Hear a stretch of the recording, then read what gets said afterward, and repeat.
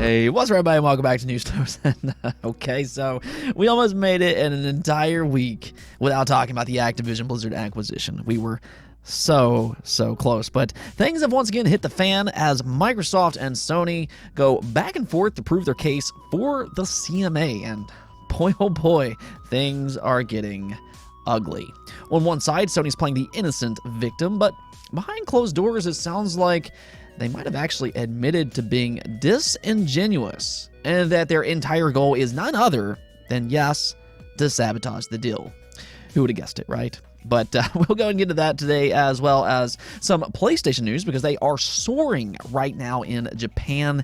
If anything, they have absolutely fixed those supply issues for sure. Before we start, though, do hit those buttons below. Not only does it help the channel rise to new heights, it is greatly appreciated, but it's also a great way for you to stay up to date with all the daily gaming news. Let's just go and jump right into things, though, starting off with Halo Infinite. Season 3 launched just a few days back, and all things considered, it might actually be their best update yet. It's got some new maps, it's got a new weapon, there's new game modes, they're mixing up the Forge community playlist, and just overall, I'd say that it's a really good, solid update. And that's kind of the thing about this game.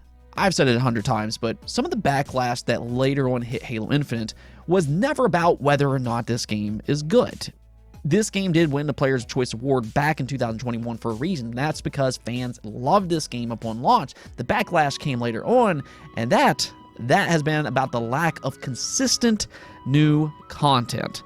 343, they have really struggled with getting new seasons out. I mean, Season 2 lasted like 10 months or something, which is just absolutely crazy for a free-to-play competitive game like this. I mean, this game didn't exactly launch with a treasure trove of content either. So yeah, typically these type of games have a new season about every 3 to 4 months, so this is not exactly what you want. But now that Season 3 is out after a long wait, 343 is vowing to address that problem going forward.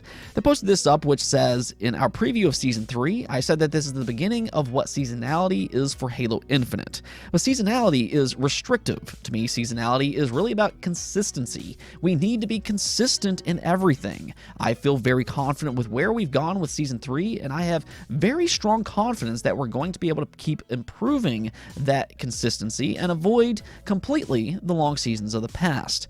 We're going to be more consistent. We're going to continue to evolve the game in close partnership with our players. We're focused on shipping Season 3, and then, as Chief said, we're ready to get back to work.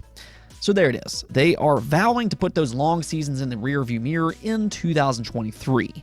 Now, hopefully, they can actually stay true to their word here. I do feel like some of the community has kind of lost some trust in 343 over time. But if what they're saying is indeed true, then I kind of look at the Xbox Game Showcase for June as a possible place to announce Season 4. Of course, there's also that highly rumored Battle Royale type game mode coming from Certain Affinity, so I guess we'll see soon enough if they do have some things lined up on a more consistent basis. Now, we also got an update for the PlayStation 5 in Japan, and I mean, this is impressive stuff.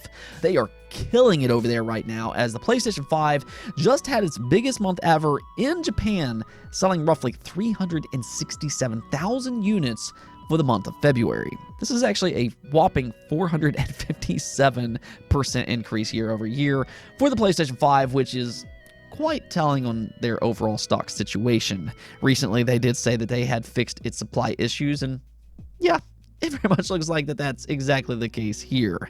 Even more so, though, this is not just a one-time only thing, but rather, it seems to be a trend in Japan here recently. The PlayStation 5 has now outsold the Nintendo Switch 6 weeks in a row, and that's noteworthy considering just how dominant the Switch has been pretty much since 2017 when it first launched. Now, I mean, to be fair, the Switch is older now and everything, and I don't really expect the PlayStation 5 to reach anywhere close to the Switch's lifetime sold units in Japan, but even still, to start the PlayStation 5 generation, there was some concern on whether or not Sony was heading towards a decline in Japan. Some were even suspicious that they were kind of abandoning the region. They did, in fact, previously make some strange decisions there, including shutting down Sony Japan Studios as an example.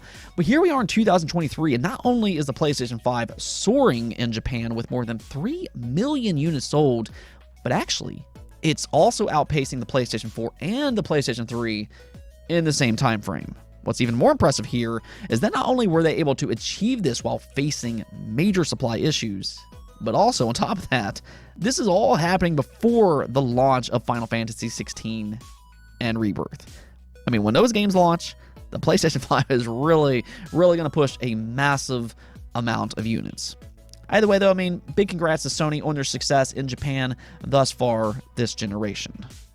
Now, speaking of PlayStation, let's just go and get into the Activision Blizzard fiasco, because that's really what this is by this point. It's just this whole crazy back and forth between Microsoft, Sony, and these regulators. Well, there's been some very, let's just call them curious things said over the last day or so, and this actually starts off with Call of Duty on the Nintendo Switch. One of Microsoft's leading arguments to these regulators has been, we're bringing Call of Duty to more platforms, not less. In fact, as amusing as this is, Microsoft just placed a full-page ad in the UK newspapers to showcase this to fans over there. They're really trying to sway the general public in their direction, but they even signed a 10-year contract with both Nvidia and Nintendo to prove their case. But still, some of these regulators, mostly the CMA, argues that they don't really believe Microsoft can follow through on that promise. For one, the CMA doesn't actually view Nintendo as a true competitor to Xbox and PlayStation, which is completely asinine. I guess that's for a different story, but more so they believe Call of Duty can't run on the Switch. Well, Microsoft is now claiming otherwise, as they're telling regulators this. The Activision development team have a long history of optimizing game performance for available hardware capabilities. The parties are confident that in addition to Warzone, Call of Duty buy-to-play titles can be optimized to run on the Nintendo Switch in a timely manner using standard techniques which have been used to bring games such as Apex Legends, Doom Eternal, Fortnite, and Crysis 3 to the Switch. Activision estimates that this can be done in a period of some odd months. So Microsoft here, once again, is doubling down on their commitment to Nintendo platforms, including, yes, the Nintendo Switch. Now, previously, we had kind of speculated that one easy way for them to do this would be to simply do a cloud version until Nintendo's next hardware releases. But according to this statement, that's not actually the case after all. Instead, it looks like they want to port these games over natively to the Switch, which technically, they probably could do this. Now, this probably wouldn't be the easiest way to do this per se. Again, that cloud version might be a little bit easier. But even still, we have seen other games like The Witcher on the Switch. So, yeah, it is completely possible to downgrade some of these more visually demanding games enough to run on the Switch.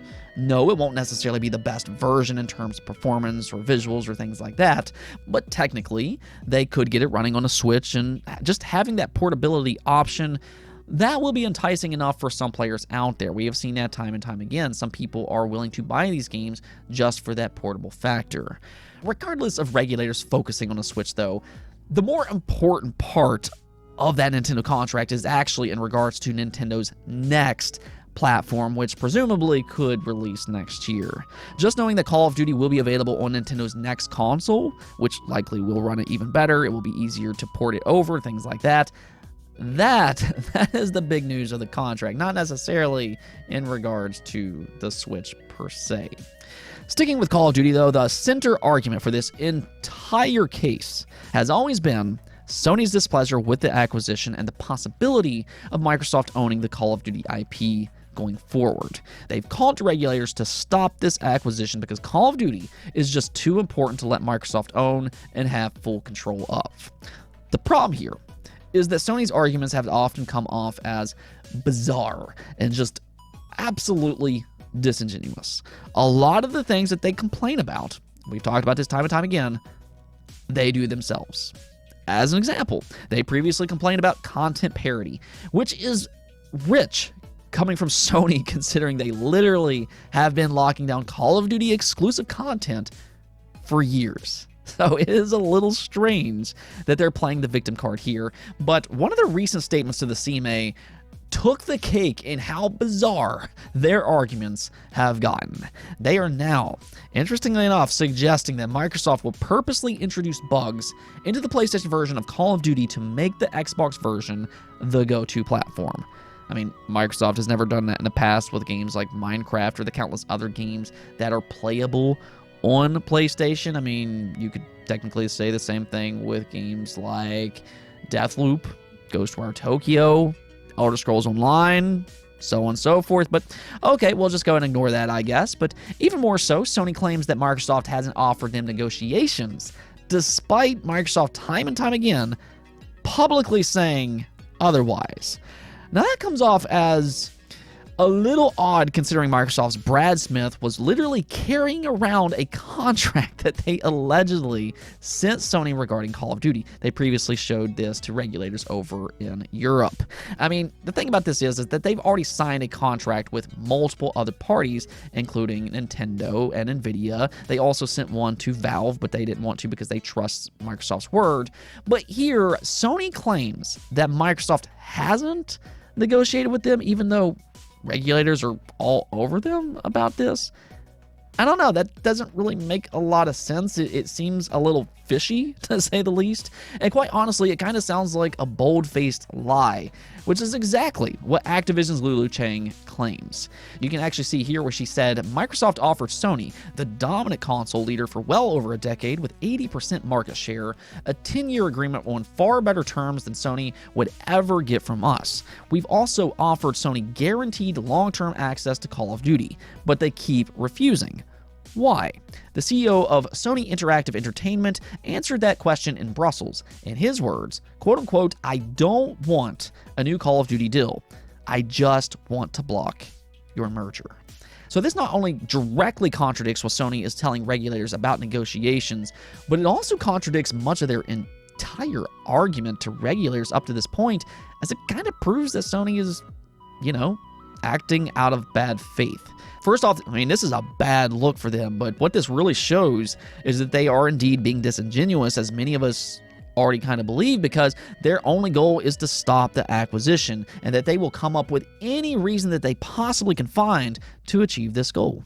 I mean, you can even kind of see that here with their previous argument that apparently Microsoft will purposely introduce bugs to Call of Duty just to hurt PlayStation. Sounds like that argument is just yet another argument that is being made out of bad faith. Plus, this is actually projecting. You can't prove this, so I don't know. It's just an entirely bizarre argument, once again, from Sony. At the end of the day, though, with what Lulu Cheng claims here, this is kind of a he said, she said type of thing, so it probably doesn't really hold much weight for these regulators unless it's in writing. But I think the fact that Sony is suggesting Microsoft hasn't tried to negotiate with them is quite eye-opening, and surely Microsoft could prove that's not true. There's surely a paper trail for this somewhere out there.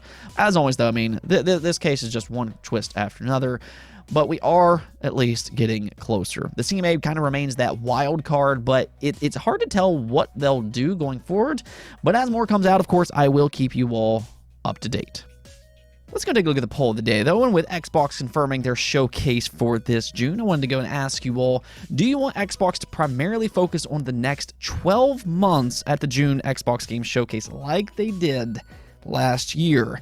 And as you can see here, 70% of you all did say yes, it's better this way, with 25% of you saying no, show games beyond 12 months. I was actually a little surprised by the results here. I figured this would be a little more split, but that's not actually the case here after all. It appears the wide majority of you all liked what they did last year, and okay, I think that's reasonable. I do like the idea of primarily focusing on games coming sooner rather than later. Nintendo mostly does the same thing, and although some games will get delayed, that is inevitable, but those games are still close, all things considered. At the same time, though, I would like to get some updates for some of the previous games they announced years ago, such as Perfect Dark, State of Decay 3, and Fable. It sounds like these games still might be a little further out, but it would still be nice to get an update on these games just to kind of tide fans over for a little bit longer. I guess if anything, I'd kind of like to see a little bit of both here, mostly prioritize games for the near future, but don't let that necessarily stop you from showcasing other games as well, as long as they're transparent that they're still a little further out. Anyways, though, that's it for this episode. But if you liked the video, don't forget the bell notification and subscribe button for more content just like this. Also, if you'd like to support the channel through Patreon, thank you for making this content possible. Peace out.